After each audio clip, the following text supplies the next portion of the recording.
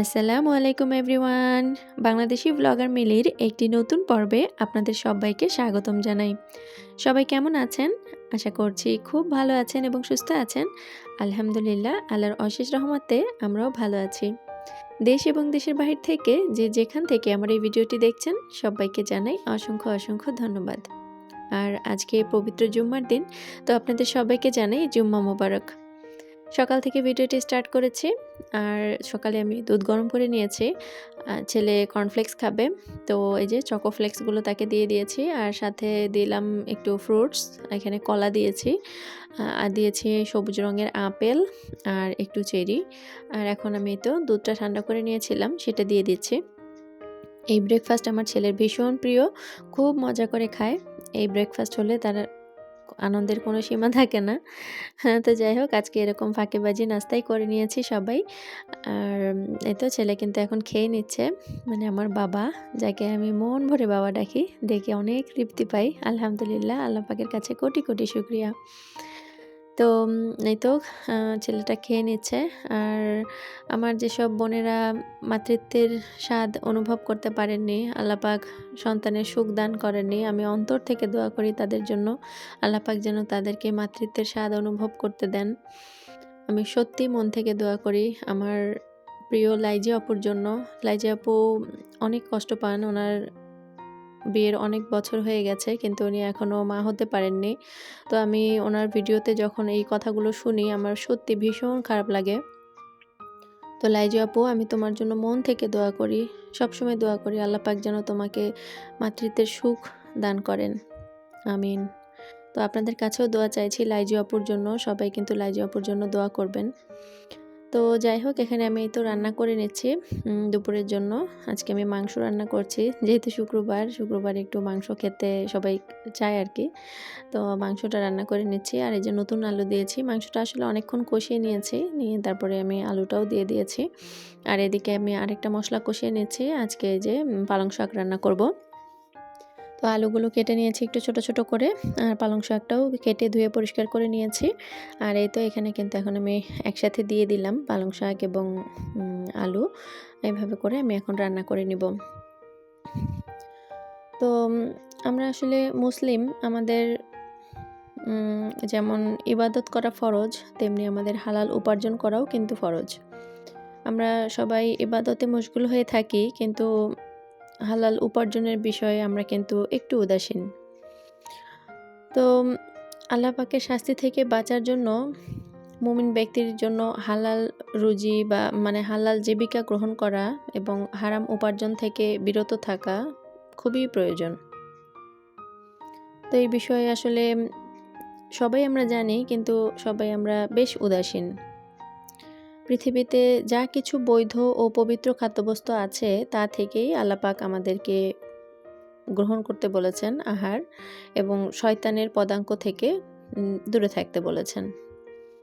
আর রাসূল সাল্লাল্লাহু আলাইহি সাল্লাম বলেছেন, অন্যান্য ফরজ কাজ আদায়ের সঙ্গে সঙ্গে হালাল রুজি রোজগারের ব্যবস্থা গ্রহণ করাও একটি ফরজ। তবে আমরা এই বিষয়ে কতজন আমল করি, এ বিষয়ে আমার বেশ সন্দেহ আছে। হালাল উপার্জনে রয়েছে আসলে অনেক উপকারিতা এবং বরকত। হালাল মানুষের হৃদয়কে আলোকিত করে, হৃদয়কে প্রশান্তি ও পরিতৃপ্তি দান করে, কিন্তু হারাম তা দেয় না। হারাম পন্থায় উপার্জন করা মন্দ ও নিন্দনীয়। হারাম পন্থায় উপার্জন করার কারণে অধিকাংশ সময় অন্যের হক নষ্ট হয়, আবার হারাম মানুষের জীবন থেকে বরকত তুলে নেয়। তাছাড়া হারাম উপার্জন করলে দোয়াও কবুল হয় না। হালাল ভক্ষণ দোয়া কবুলের পূর্ব শর্ত। রাসূলুল্লাহ সাল্লাল্লাহু আলাইহি সাল্লাম বলেছেন, একজন মানুষ লম্বা পথ সফর করেছে, খুব ক্লান্ত পরিশ্রান্ত, এরপর সে না ঘুমিয়ে রাতে নামাজ পড়ে এবং আল্লাহকে ডেকে ডেকে দোয়া করে, বলে, হে আল্লাহ, তুমি আমার গুনাহ মাফ করো, কিন্তু তার খাদ্য হারাম, পানীয় হারাম, কাপড় চোপড়ও হারাম, তার সব কিছুই হারাম। সুতরাং ক্লান্ত পরিশ্রান্ত শরীরে না ঘুমিয়ে সে যত মনোযোগ সহকারে দোয়া করুক না কেন, আল্লাহর দরবারে তা কবুল হবে না। রাসূল সাল্লাল্লাহু আলাইহি সাল্লাম আরও বলেছেন, এমন দেহ জান্নাতে প্রবেশ করবে না যাকে হারাম খাবার দ্বারা পরিপুষ্ট করা হয়েছে। বিশ্বের যেদিকেই তাকাই শুধু অশান্তি আর অশান্তি। প্রতিদিন বিশ্বের কোথাও না কোথাও ধর্মীয় বিদ্বেষের কারণে রক্তপাতের ঘটনার সংবাদ পাওয়াই যায়। আল্লাহ পাক সব আদম সন্তানকে প্রভূত সম্মান ঠিকই দান করেছেন, কিন্তু আমাদের দুর্ভাগ্য যে আমরা সেই সম্মান ধরে রাখতে পারিনি। আমরা দেখতে পাচ্ছি সমাজে এমন এক শ্রেণী রয়েছে যারা বিভিন্ন ধর্মীয় মতাদর্শের বিরুদ্ধে এমনভাবে উস্কানিমূলক বক্তব্য প্রদান করেন, যা দেখে ও শুনে সাধারণ মানুষ বিভ্রান্ত হয়ে সমাজে বিশৃঙ্খলার সৃষ্টির জন্য মরিয়া হয়ে যায়, যার ফলে কখনো মাজারে, আবার কখনো মন্দিরে, আবার কখনো মসজিদে আক্রমণ করে বসে। যদিও এই সংখ্যা তেমন বেশি নয়, যার যার ধর্ম কর্ম সে তার মতো করে পালন করুক। কেউ যদি ধর্মের নামে অন্যায় কিছু করেও থাকে, তাহলে তার বিচারের ভার মহান সৃষ্টিকর্তার উপর ছেড়ে দিই, কেননা শেষ বিচারের মালিক তো কেবল তিনি। যে কাজ সৃষ্টিকর্তার, সে কাজ নিজ কাঁধে নেওয়া মোটেও ঠিক নয়। আল্লাহ পাক আমাদের প্রকৃত ইসলামের শিক্ষা অনুসরণ করে চলার এবং তা নিজ জীবনে বাস্তবায়ন করার তৌফিক দান করুন, আমিন। আসলে এই হানাহানি, দাঙ্গা, হামলা সব কিছুর মূলেই রয়েছে কিন্তু হারাম হালালের বিষয়টি। বললামই তো প্রথমে যে হারামে বরকত থাকে না, হালালে থাকে প্রশান্তি এবং বরকত। আমাদের সমাজে এখন হারাম খাওয়া, হারাম চলাফেরা, হারাম কালচার পালন করা, এই সমস্ত কিছু একদম সাধারণ হয়ে গেছে। মানে সাধারণ জীবনযাপনের সাথে এমনভাবে মিশে গেছে যে আমরা সেটাকেই মনে করছি এটাই তো স্বাভাবিক। তো এই যে সব কিছুর মধ্যেই আমরা যে হারামের বিষয়টা আছে, মানে আমরা এই হারাম পন্থায় জীবনযাপন করছি, এই কারণেই কিন্তু সমাজে এত বিশৃঙ্খলা, এত অশান্তি, এত সমস্যা।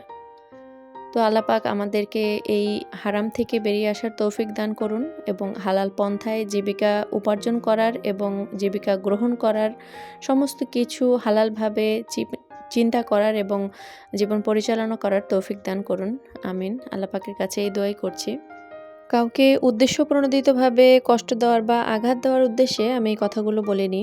আসলে আমাদের বর্তমান প্রেক্ষাপটের আলোকেই আমি কথাগুলো বলেছি।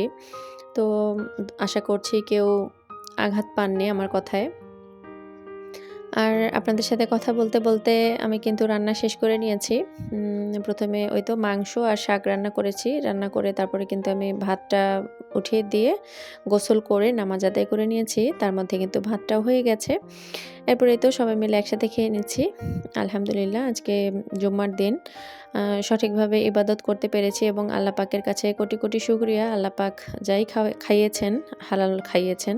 তো এজন্য আল্লাহ পাকের কাছে কোটি কোটি শুকরিয়া। তো আসুন আমরা সবাই হালাল খাওয়ার চেষ্টা করি, হালাল পন্থায় রোজগার করার চেষ্টা করি এবং হালাল কালচার পালন করি। মানে ইসলামের আলোকে, কোরআন হাদিসের আলোকে নিজের জীবনটাকে সুন্দরভাবে গুছিয়ে নেই এবং পরিচালনা করি। এতেই আছে সার্বিক কল্যাণ। তো যাই হোক, অনেক কথাই বললাম। আর আপনাদের সাথে কথা বলতে বলতে আমি কিন্তু খাওয়াও শেষ করে নিয়েছি। খাওয়া দাওয়া শেষ করে কিছুক্ষণ রেস্ট নিয়েছিলাম।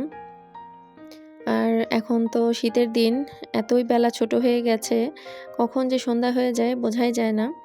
আমি যখন ছাদে উঠেছিলাম তখন কিন্তু বাজে মাত্র 4:40, অথচ দেখে মনে হচ্ছে একদম সন্ধ্যা হয়ে গেছে।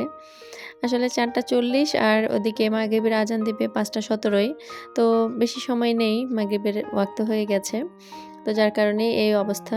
তো আমি ছাদে এসেছিলাম, কিছু কাপড় নেড়ে দেওয়া আছে, দুপুরে গোসল করে নেড়ে দিয়েছিলাম, তো সেগুলোই নিতে এসেছি আর কি। আর আপনাদের সাথে একটু পরিবেশটাও শেয়ার করছি। হ্যাঁ, এই তো আমাদের বাসা কিন্তু একদম রাস্তার পাশে, যার কারণে আমি ভয়েস ওভার দেওয়ার সময় খুব বিরক্ত হই। সারাক্ষণ গাড়ির প্যাঁ-পু শব্দ হতেই থাকে, আপনারা শুনতেও পাবেন হয়তোবা। তো প্লিজ আপনারা ক্ষমা সুন্দর দৃষ্টিতে দেখবেন। এই তো যেহেতু রাস্তার পাশে বাসা, সারাক্ষণ গাড়ি যাওয়া আসা করে, এ কারণে কিন্তু অনেক হর্নের শব্দ পাবেন আপনারা ভয়েসে। আর এই রাস্তার পাশে বাড়ি হওয়ার আরেকটা কষ্ট আছে, সেটা হচ্ছে এত ধুলা। ফার্নিচার এখনই মুছলাম, একটু পরেই দেখি যে আবার ধুলার স্তর হয়ে গেছে। তো এই অবস্থা আর কি। নিচে কিন্তু বাচ্চারা খেলাধুলা করছে, ওই যে উঠানে, ওখানে বাচ্চারা খেলাধুলা করছিল। আমি আবার উপর থেকে দেখছিলাম, আমার ছেলেও ওখানে গিয়েছে। আর হঠাৎ করে আকাশে তাকিয়ে দেখি নতুন চাঁদ উঠেছে। তো চাঁদের একটু ভিডিও করে নিলাম। যেহেতু এখনও সূর্য ডোবেনি, যার কারণে একটু হালকা দেখা যাচ্ছে, তবে রাতে বেশ সুন্দর দেখা যায় আর কি। এই সুন্দর চাঁদ দেখতে দেখতেই আজ আপনাদের কাছ থেকে বিদায় নিচ্ছি। সবাই খুব ভালো থাকবেন, সুস্থ থাকবেন, নিজের শরীরের যত্ন নিবেন, নিজের আপনজনদেরকে আগলে রাখবেন। আর আমার ভিডিওটি যদি ভালো লেগে যায় তাহলে প্লিজ লাইক করে দিবেন। আর যারা আজ প্রথম আমার চ্যানেলটি ভিজিট করছেন, যদি একটু ভালো লেগে যায় তাহলে সাবস্ক্রাইব করে আমার পাশেই থেকে যেতে পারেন। আল্লাহ হাফেজ।